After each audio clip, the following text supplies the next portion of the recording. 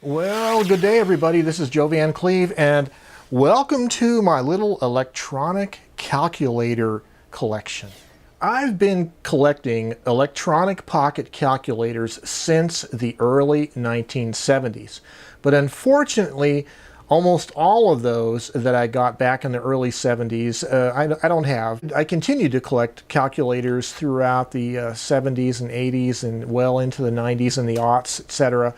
And so I have just a smattering of a few calculators here, kind of going from the oldest to more recent calculators. Well, this first calculator belonged to a good friend of mine who bought it brand new in the 1970s, and it has the original holster, the original manual, and the original AC adapter charger. And it is a Hewlett-Packard HP 21. The HP 21 was one of the earlier Hewlett-Packard calculators, and it has the red LED display. This one is currently set to 2 digits. Okay, there we go. So there's the full display there. It's a reverse Polish notation calculator, meaning that, there's no equal sign. So what you do is you do, for instance, 1 plus 2, you do 1, enter, 2, plus.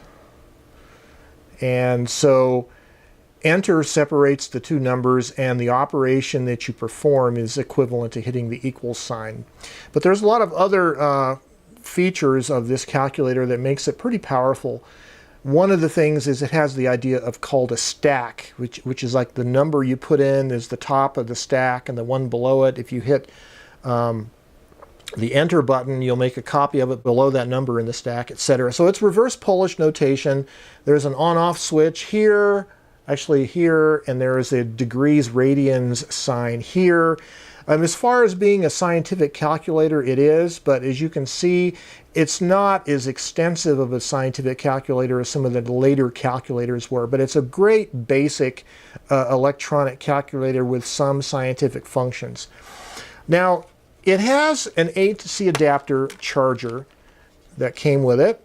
It's the same one, and it has a switch on the adapter for switching between 120 or 220 voltages, and it has a proprietary, if I can find the other end of the cord, it has a proprietary connector like that plugs into the back of the calculator like that for charging.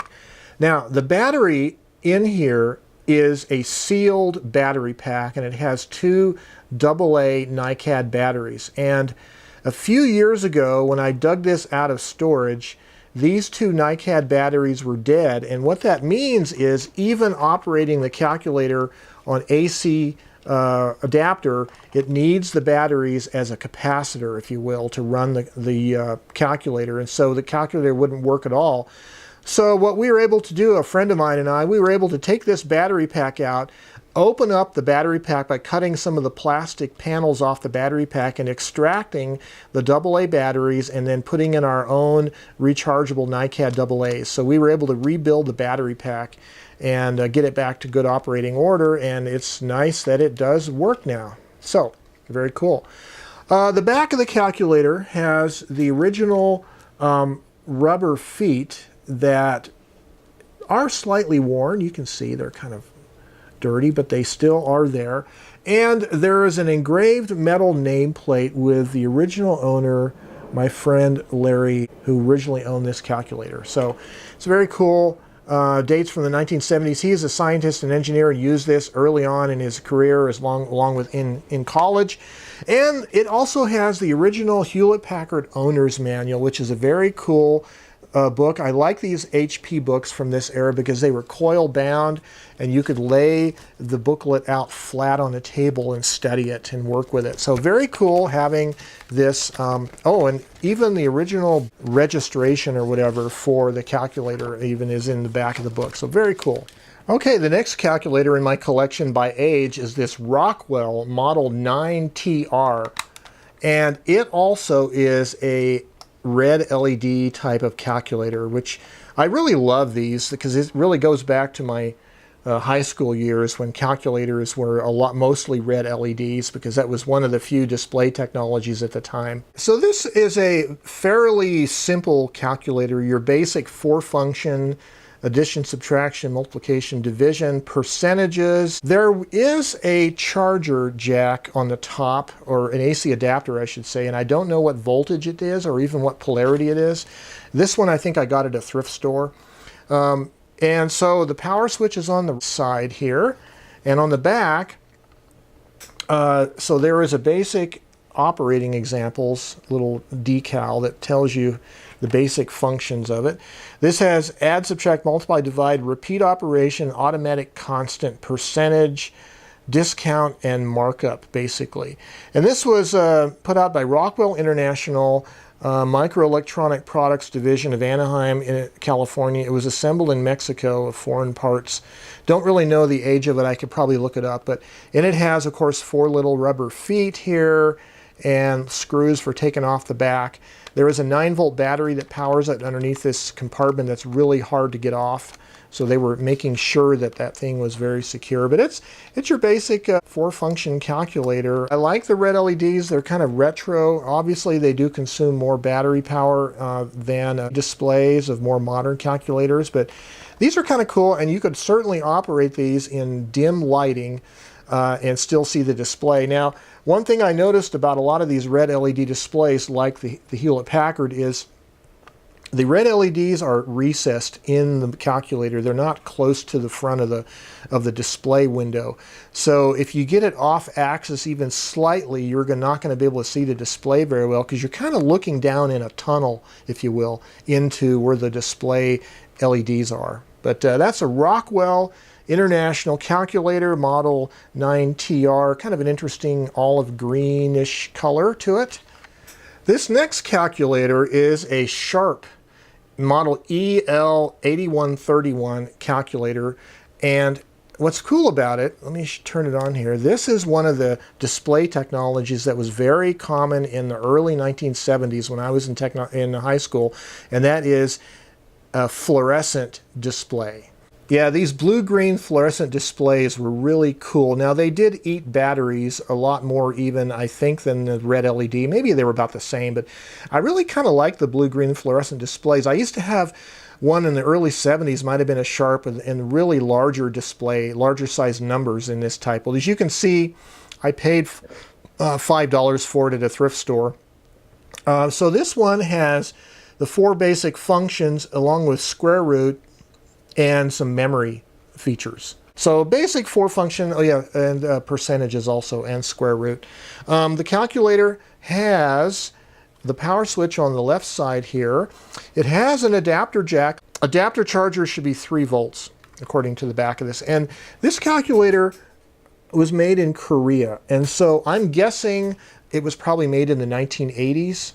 Late 70s or probably 80s, I'm guessing, just because of that time period when a lot of Japanese companies were outsourcing to Korea. But very cool, and it's powered by 2 AA batteries. You can also use rechargeable batteries according to the display, 2.4 volt rechargeables, or again the 3 volt AC adapter. So kind of a cool little calculator. I do like the blue-green fluorescent display. That certainly brings back a lot of memories from high school and from the early 70s. Now, if we're going in any kind of pseudo chronological order, it's probably about time that we show this book. This was a book that was fairly popular. It was called The Great International Math on Keys book, and it was published by Texas Instruments. So it was a book, it was kind of a learning book. It even says Learning Center, Texas Instruments Learning Center. It was an educational book to challenge people to start using pocket calculators, electronic calculators. Obviously, the strategy was to market more sales. But I got this book back in the late 70s when I had a TI-58.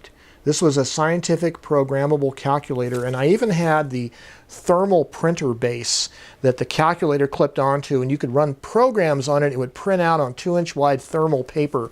I don't have that calculator anymore, alas, but this is kind of a cool book. It has a lot of different math problems that you don't have to necessarily use a TI calculator. You could use any old scientific calculator, but it has a lot of different features, tells you how to use the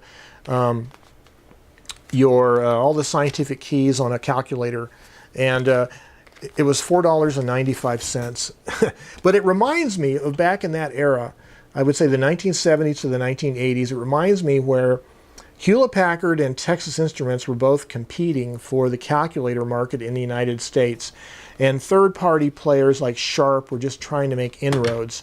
But there was a great competition. It was almost like Beta versus VHS, I would say, between TI and Hewlett-Packard. And if you were a calculator user back in that day, you would have picked sides. It's like Ford or Chevy, you know, VHS or Beta, or TI or HP. So you were either a TI or an HP person back then. Unfortunately, these days, it looks like there's a lot more TI calculators still on the market than there are Hewlett-Packard calculators. But that gets us to the next calculator. So back in the early 1980s, I bought this calculator, this Hewlett-Packard 11C. Now, the 11C looks very much like the 12C business calculator that you may still be able to find these days, but the difference is the 11C was scientific instead of business oriented. But I really think this was the height of Hewlett-Packard calculators. I like the form factor, the horizontal layout. I like the reverse Polish notation, again like the older 21 HP 21. It uses reverse Polish, but the difference here is it's using now an LCD display, so it's going to be a lot better on battery power. In fact, I have a little note stuck in the back of the holster for this thing that says that on August 22nd, 2012, I replaced the batteries in this calculator for the second time since the early 1980s. So I've only put batteries in this twice. And it uses what you might call little watch batteries, these little CR Model 357 batteries. But it seems to last a long, long time. What's interesting on the calculator, of course, is on the back of it, they give you a lot of some basic formulas and constants, and they give you a little bit of operation of the stack pointer on the reverse Polish calculator. It's pretty cool. I really love the HP 11C calculator, and I used this calculator a lot when I was a TV repairman. There was various things I had to calculate at different times, and this was my calculator of a default calculator that I enjoyed using. You might notice now on this one, so if you go back to the earlier Hewlett-Packard, you'll see that there is a blue function key, is how you arrive at the blue secondary features on the keys. Well, by this time, they have two functions. They have a blue set, which is accessed with the blue button, and then there is the yellow set of functions accessed with the yellow key. But the calculator itself is very basically similar to the older one. The older one has a clear X button, whereas the newer one has a back arrow instead for clearing your display. But it basically works the same way. You enter the number, you hit enter, you put the second number in, and then you do whatever operation you want to do on it. Like, for instance, let's try division. And very cool, and you can set how many digits you want to have in the display with this fixed feature. There are a lot more features on this calculator. One of the main features is this is a programmable calculator. You can run programs in here, and I used to have the book for this calculator, and it somehow got lost over the years, but I had several programs. One of the programs I had in this was calculating the wattage of a microwave oven based on the temperature rise of a liter of water heated up for a minute. That was how you calculate the wattage on a microwave oven. There was a formula. I used to service microwave ovens, so you had to know whether the magnetron was good. Anyways, I did various kind of calculations like that and had programs in here. But I love this calculator. It served me quite well over the years, and still have it. And then more recently, I was given an HP 15C, which is very much the same layout, the same era of calculator, and it has just a few more statistical functions and mathematical functions than the 11C does. I don't have the manual to this or the holder to this. This calculator here ended up in my hands from my mother-in-law, an elderly lady living in Santa Fe. When she passed away, we were cleaning out her house and we found the calculator, and we wondered, how did Mom end up with an HP 15 calculator? We don't know. It's probably one of the grandkids going to school left it at her house. We don't really know, but there's a mystery there. So I have two of these HP reverse Polish notation scientific calculators. So if you are buying a scientific calculator in more recent times and you get a Texas Instruments calculator, it's more likely going to look something like this. And it has a clamshell lid that you can slide onto the back of it to store the lid. It's a basic scientific calculator. It is not reverse Polish notation. This is standard algebraic entry, and that was the main difference between TI and HP calculators. Is back in the day, HPs were generally reverse Polish, RPN, TIs were more standard algebraic, and this is one of the reasons why the TIs probably beat HP to the market, other than the fact that HP got distracted by the computer business. But it was also that schools were more apt to require a standard algebraic entry than reverse Polish, because textbooks and the way math is taught in school, they weren't teaching reverse Polish number entry. But this is a basic, inexpensive Asian-made calculator, the standard LCD display. It has this second function button for the second functions above all the keys. So a standard modern scientific calculator, not much to really say about it. I guess for some reason I don't really get thrilled with modern calculators very much, because they all seem to be kind of very similar, kind of molded cheap plastic, a standard cheap little LCD display, and cheap little buttons. They certainly don't have the same tactile feel as these Hewlett-Packard buttons that'll last for decades and decades. And it has this little interesting kind of a detent click to it that's took a lot of engineering to figure out. Whereas these are just kind of the standard chiclet, little rubber chiclet keypad buttons that are not really that tactile. You can't really tell when you actually hit the number. Oh, they also made this model, TI-30XA, they also made a solar-powered version.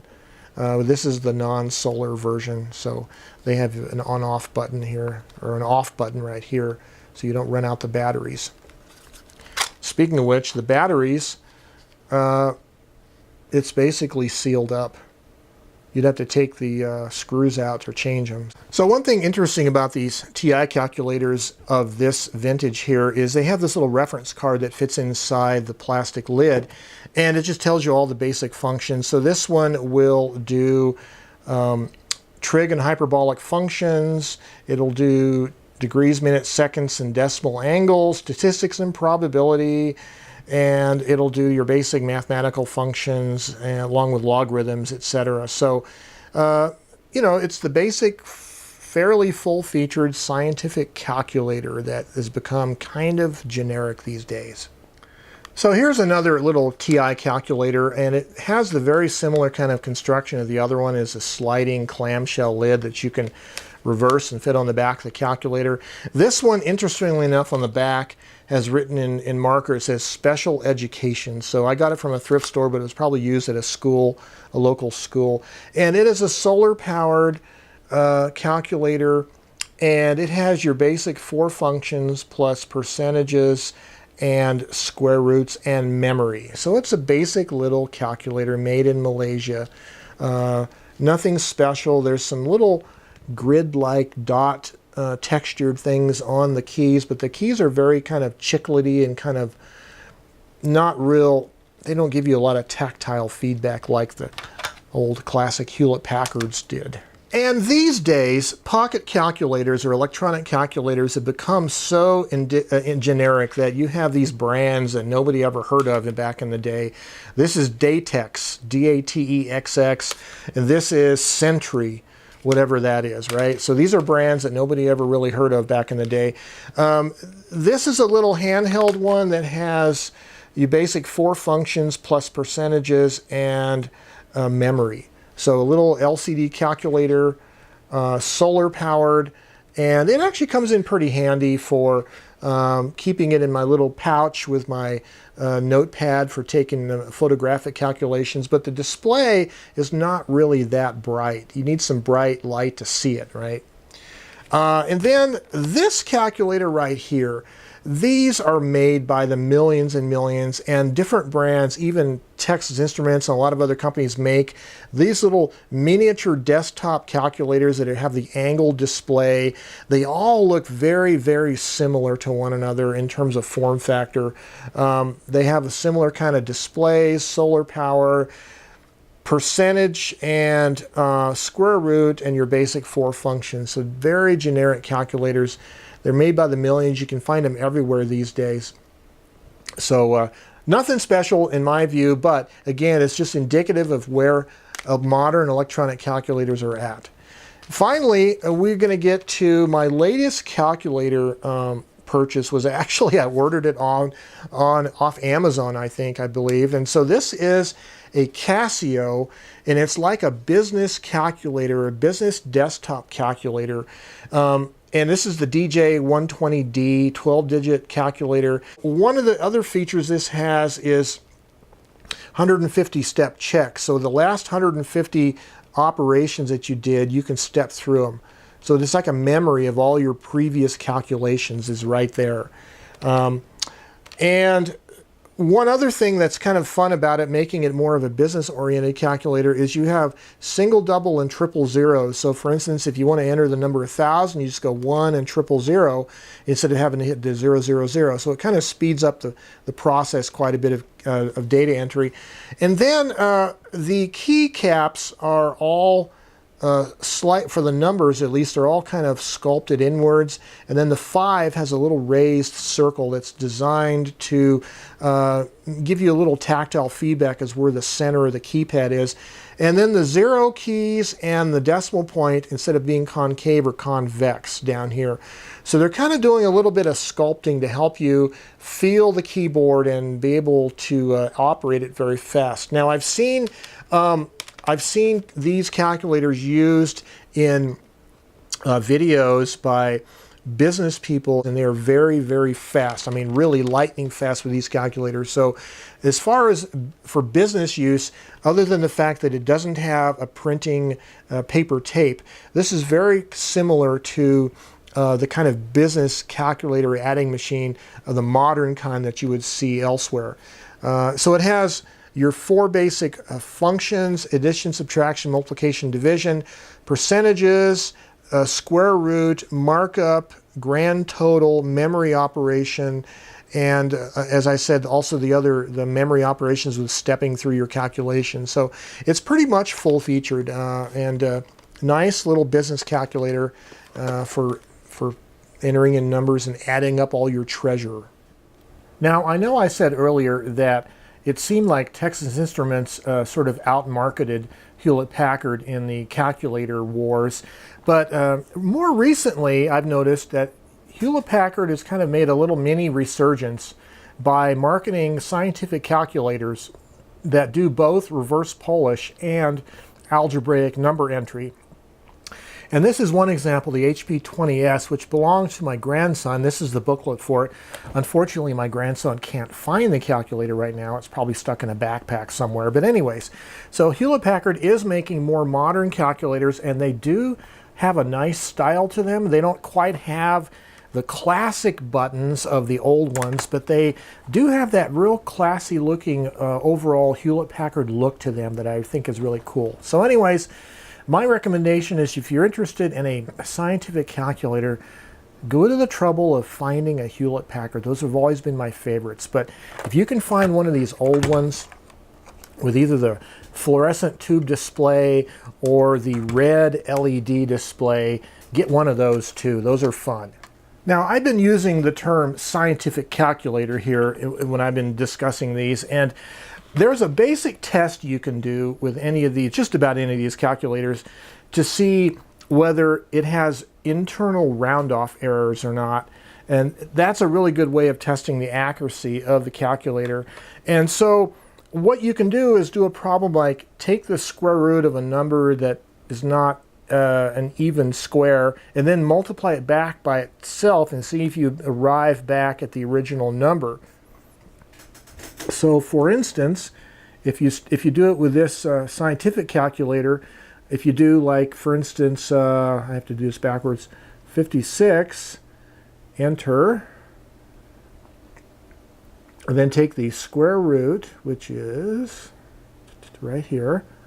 There's the square root. And then if you multiply it back by itself, so take a copy of it and then go multiply back by itself, and you come back with 56 exactly. So there's no round off error. So that is a scientific calculator. But if you take a calculator, for instance, like this, and you go 56 and find the square root, and then multiply it by doing times equal, it gives you 55 point blah, blah, blah. So there's a 999. So there's a round off error. So that's one of the little tests you can use. Here's another one. This little TI will do the same problem. 56 square root and times equals is 55.99999. So again, not entirely accurate. There's round off error. So that's a little trick you can use to tell whether or not your calculator is really a scientific calculator internally. A lot of these inexpensive little desktop calculators have the same problem. Even though they do have a square root function, they aren't really scientific calculators. 56 square root, multiply it back to itself, and it's 55.99999. So, and even the big business calculator is a modern calculator, business size, but you 56 square root and then times equals, again, round off error. It's not really a scientific calculator, it's more just a business calculator.